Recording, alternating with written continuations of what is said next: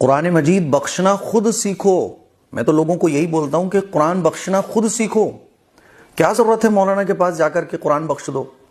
پہلی بات تو یہ سمجھ لو کہ قرآن بخشنا کوئی ضروری نہیں ہے۔ ہم جتنی بھی عبادت اور نیکیوں کے کام کرتے ہیں، نیکی لکھنے والا فرشتہ اس کو نوٹ کر لیتا ہے۔ گناہ کرتے ہیں، گناہ لکھنے والا فرشتہ اس کو نوٹ کر لیتا ہے۔ مان لیجیے میں نے آج 4 پارے پڑھے، فرشتے نے نوٹ کر لیے کہ آج انہوں نے 4 پارے پڑھے، اور جیسے ہی میرا ایک قرآن مجید مکمل ہوا، فرشتہ لکھ لیتا نام اعمال میں کہ انہوں نے رمضان میں ایک قرآن مکمل کر لیا۔ تو بخشنا کوئی ضروری نہیں ہے۔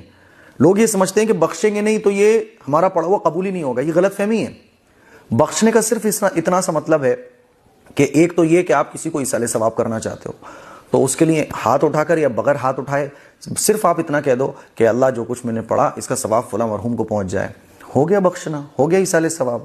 دوسرا مطلب چلو کہ جو کچھ پڑھا ہے تو اس کو اللہ کی بارگاہ میں قبول کرانے کے لیے آپ اتنا کہہ دو ہاتھ اٹھا کر کہ اللہ میں نے قرآن شریف پڑھا، تیرا شکر اور احسان کہ تو نے اپنا کلام پڑھنے کی مجھے توفیق دی، کہ اللہ اس میں کمیاں کوتاہیاں ہوئیں، اس میں جو کمیاں کوتاہیاں ہوئیں اللہ تو ان کو معاف فرما۔ دوسرا مطلب بخشنے کا صرف اتنا ہے۔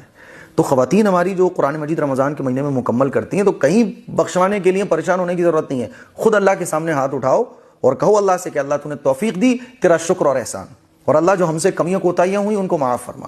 اب اگر کسی مرحوم کو بخشنا ہے تو کہہ دو کہ اللہ اس کا ثواب فلاں مرحوم کو پہنچ جائے، ہو گیا بخشنا۔